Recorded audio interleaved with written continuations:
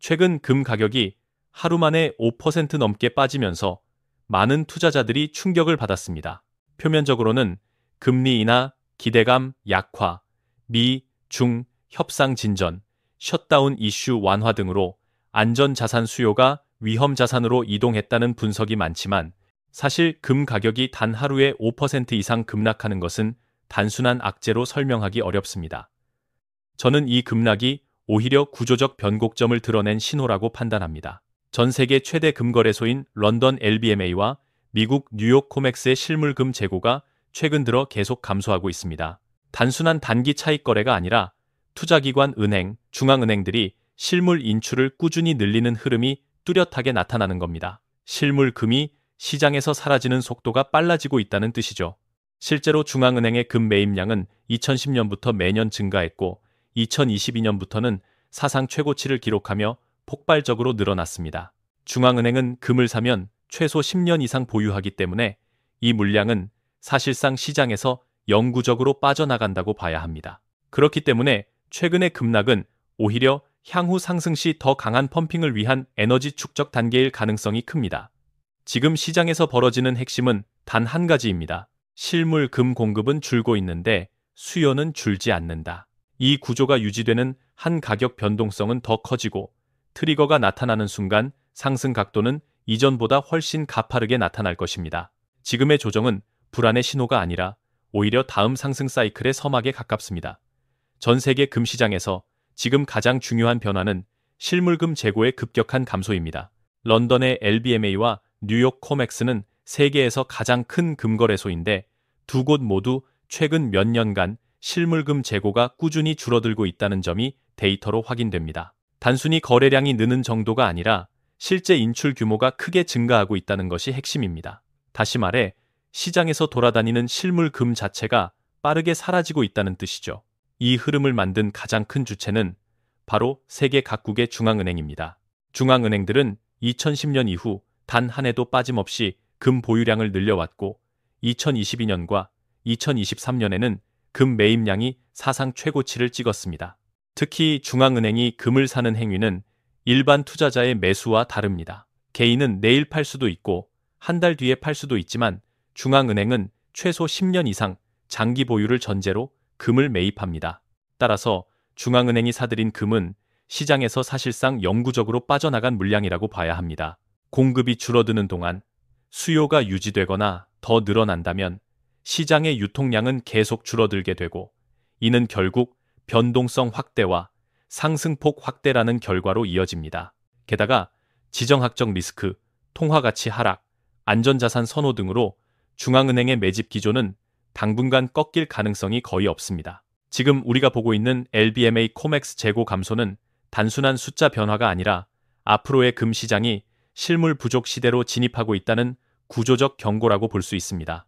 금 시장을 뒤흔든 가장 결정적인 제도 변화는 바로 바젤점 개편입니다. 바젤제는 전 세계 은행의 자본 건전성을 규제하는 국제 기준인데 이 규정 안에서 금의 지위가 단번에 달라졌습니다. 이전에는 금이 티어 3 자산으로 분류되어 은행이 금을 10억 원어치 보유하더라도 자본으로 인정받는 비율이 50%에 불과했습니다. 그러나 개편 이후 실물 금에 한해 티어 1 자산으로 승격되면서 상황이 완전히 바뀌었습니다. 티어 1은 미국 국채, 달러 현금처럼 가장 안전하다고 평가되는 자산군입니다.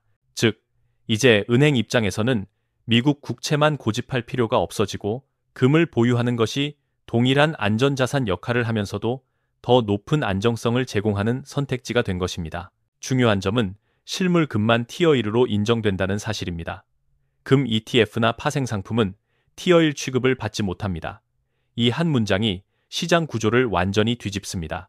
은행들이 금을 보유하려면 반드시 실물 금을 사야 하고 이것은 곧바로 시장에서 유통되는 금의 양이 줄어드는 효과로 이어지기 때문입니다. 이미 LBMA와 코맥스 재고는 지속적으로 감소하고 있고 중앙은행의 매입도 역대 최고치를 기록하는 상황에서 은행까지 실물 확보에 뛰어드는 구조가 만들어졌습니다.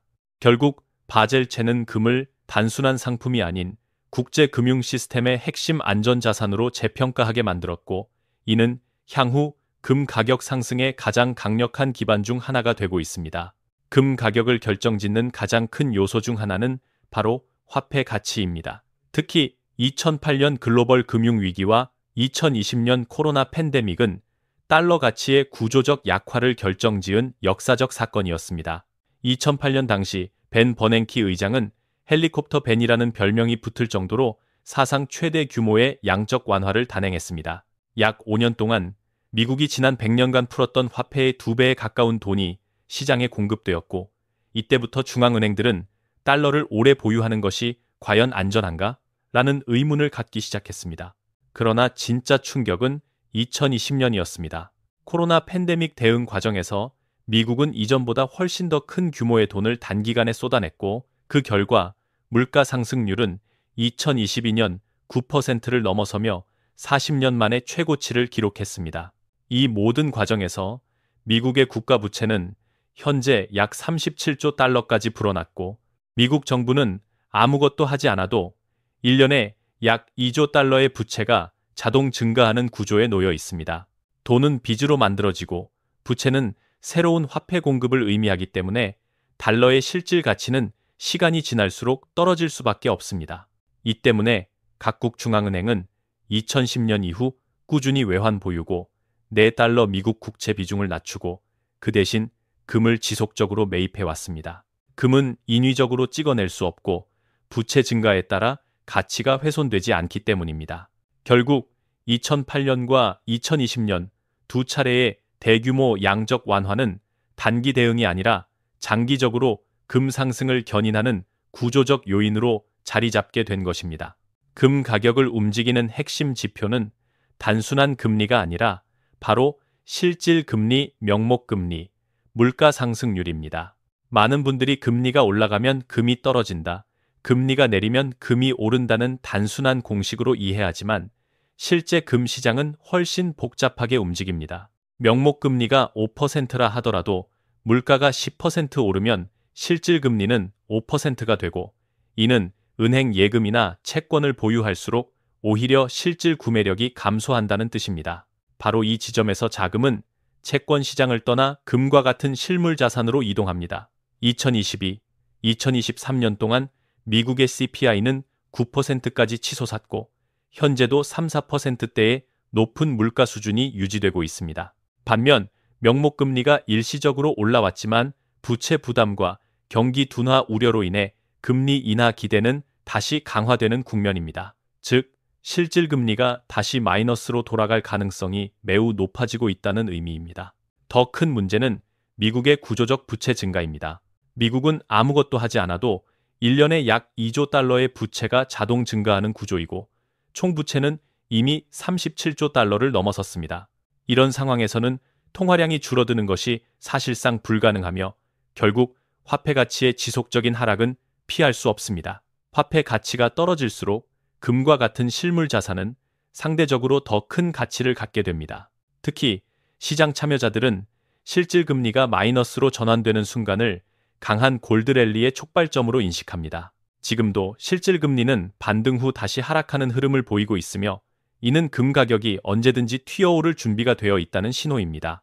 결론적으로 실질 금리 하락은 단기적 이벤트가 아니라 금 시장의 장기 상승 구조를 강화하는 본질적 요인입니다. 금 시장의 가장 독특한 점은 가격 사이클이 매우 길다는 것입니다. 일반적인 원자재는 공급 확대까지 걸리는 시간이 짧아 가격 충격이 오래 가지 않지만 금은 완전히 다른 구조를 가지고 있습니다.